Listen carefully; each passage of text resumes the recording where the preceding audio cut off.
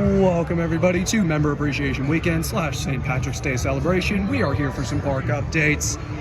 All the good stuff that comes with these park updates are coming your way right now, including ride reopenings. We got a ton of ride reopenings and other park updates to get to, and we only got an hour to do so, so let's get to them. Alright, we are actually going to start with the Big Bad Wolf updates instead of finishing with them, especially because there's something that I did not catch in last week's updates that I will update you guys on for this update. So let's head to the site. Alright, here we are on the construction site. Back again for who knows how many times I've been over here. If you remember last week, we did check up on the maintenance bay, the station, and the transfer track sheds. Those have all been painted up and they're looking very nice. Track is looking incredible as always. Very cool. And over here is the Easter egg that I missed last update. You can see right there it says Drachenstall, and that is a reference to Drachenfire, which is the ride that used to occupy this very plot of land a couple of decades ago. Village construction continues, but looks like the roofs are a bit more developed, and that land is looking much better and a little bit more stable. As for the station, it looks like the repainting continues. Made some pretty good progress.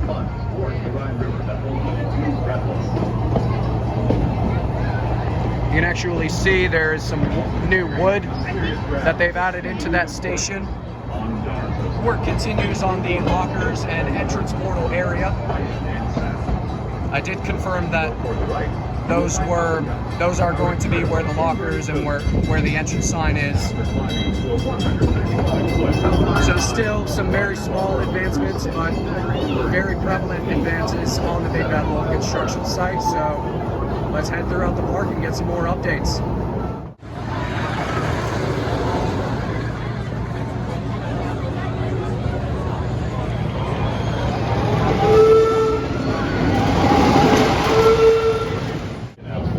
As you can see, InvadR is back open and work continues on the Scoot.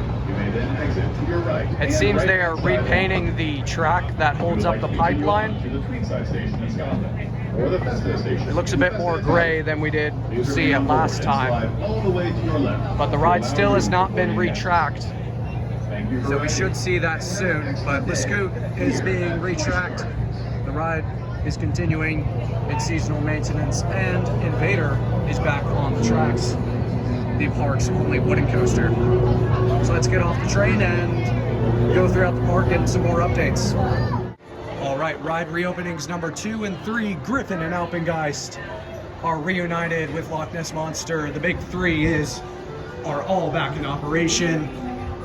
If you remember last week, we did catch Alpengeist testing, and now it is back on the tracks, back up and running. The best coaster in the park, and always will be, and probably one of the best of its kind. As for Griffon, I did see it cycling not too long ago, so we'll get a little bit of footage just for visual proof, and then we'll keep going around the park.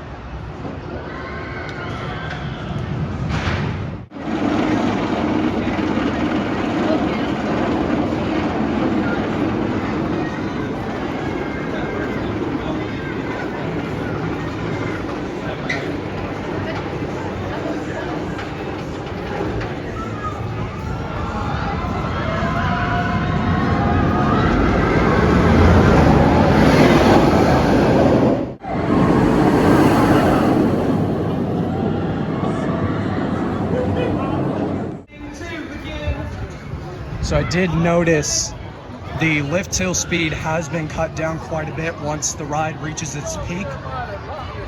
That might just be how they're operating it, and they might fix it, or not fix it, but tweak it once the busier months come in during the summer. But that ride was, Alpengeist was definitely peaking. Also, the Rhine River pathway is back open. I just wanted to show you guys that real quick.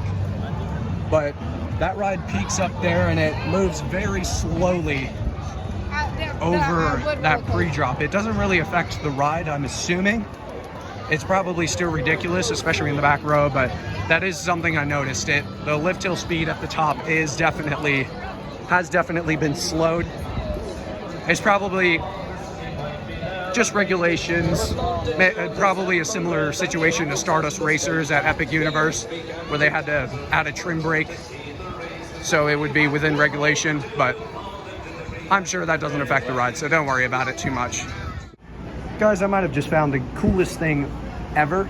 So in the Oktoberfest gift shop, in the Bavarian gift shop, they have these woven blanket throws. They have one for Rheinfeld and this 50th anniversary one with all of the original area names. And if you've been watching my channel for a little while, you will know that I love referring to the old areas as their original names. Also, they have a pretty sweet Big Bad Wolf shirt right there. Actually, that's been there for a long time.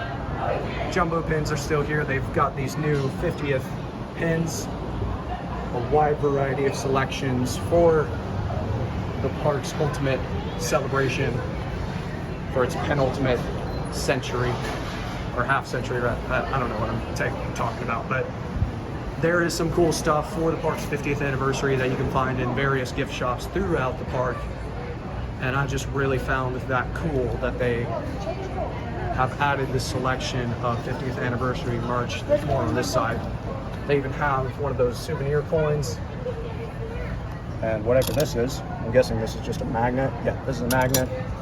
But yeah, they've got a lot of cool stuff for the ride's 50th anniversary, or for the park's 50th anniversary rather. I might have to get some merch, so. Oh my goodness, WIRBELWIND has been completely disassembled. What?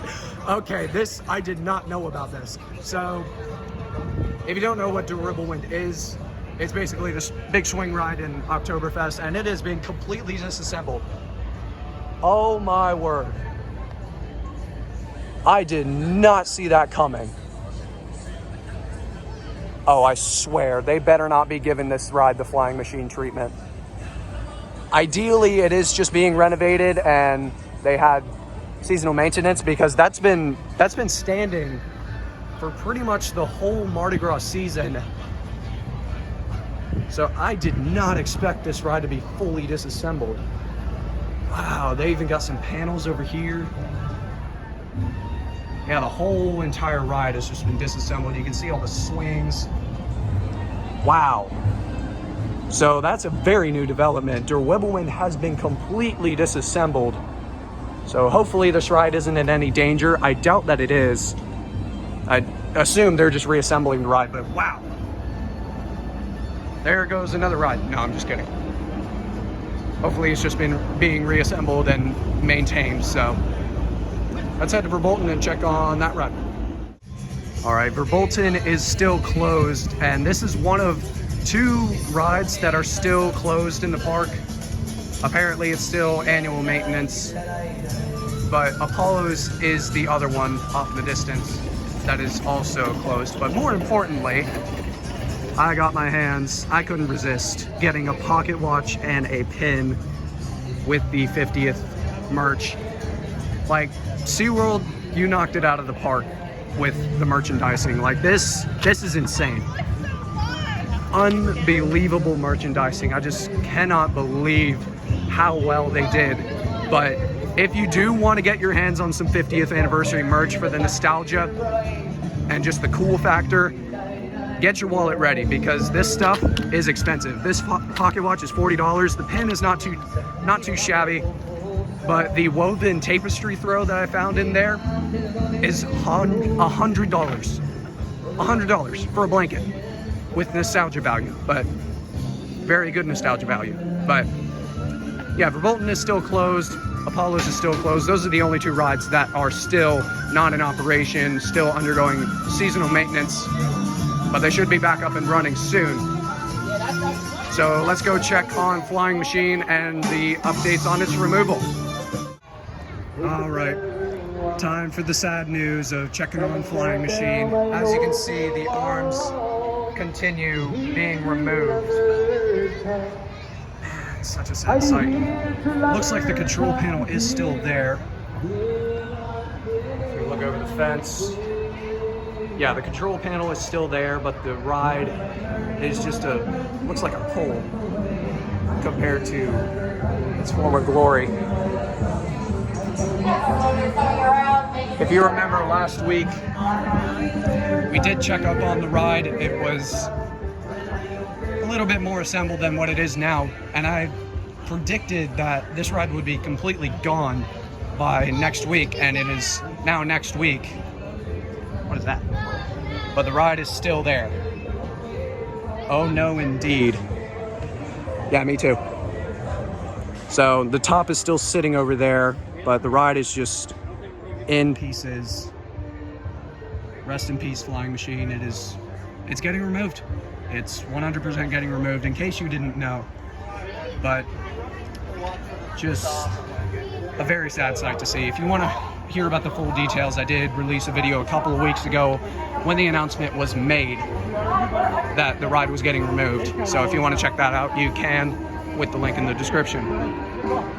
So let's end this park update with the acquirement of my 50th member button, and then we'll head out. So behind the big show building of Escape from Pompeii, the boats remain sat chilling behind the site at which they run the track. I believe the wheels have been taken off. You can't really see from here, but it looks suspended like almost like a car when it's in the old auto repair shop. So we're gonna get the 50th anniversary buttons. Also, I did check in Sesame Street. Spire is still closed. The little Zamperla drop tower flat ride, kiddie drop tower, that's still closed. The compressor is still sat there like it was back in Mardi Gras. Nobody knows when that's going to reopen, but we'll see if hopefully it opens in the near future. But also, quick little update on the Highland stables. They've got some construction poles, or they've made some progress on the construction. They've got these big poles right here. Well, not so big poles, but look at that, I can touch it. But as you can see, they've been doing work on the Highland stables, and it's looking much good, or much better. Man, I can't speak English. If you could see that straight line of poles running down here, that might be hinting towards a possible separation of the fields, or maybe a little bit of indoor section and outdoor section. Because if you remember right there, that's the section where the goats would hang out over by the stables. And you can see this straight line that separates sort of into the Clydesdale/dog zone, where the Clydesdales chill and run around. Also, I just realized that we deforested one of the trees that used to sit there, because I remember the horses, they would eat their hay suspended on that tree right there. But the site is looking much better. Well, maybe not much better, but you can see they've been renovating the Highland stables. So hope to see those back in action for the 50th year of the park's service. So let me know in the comments what you think is coming or is planned for the Highland stables renovation. Is it returning to its former glory? Let's see. Hey, thank you, Busch Gardens. All right, let's go get the buttons. Alrighty, buttons have been acquired. You can see there's 3 different designs. One with the title of the world's most beautiful theme park, one with old St. Patrick there, lucky to be a member, and the 50-year pin. I had 4 vouchers, so I ended up getting 1 of each and then an extra 51. So that is going to do it for this park update vlog. Hope you all enjoyed this week. Make sure you stay tuned for more weekly coaster content here at BliXXardStorm Coasters. and more park updates from Busch Gardens. I did finish a voiceover for a video recently, so hopefully that will be coming out soon. Signing off for now, this has been Storm, and I'll see you coaster lovers next time. Thanks for watching.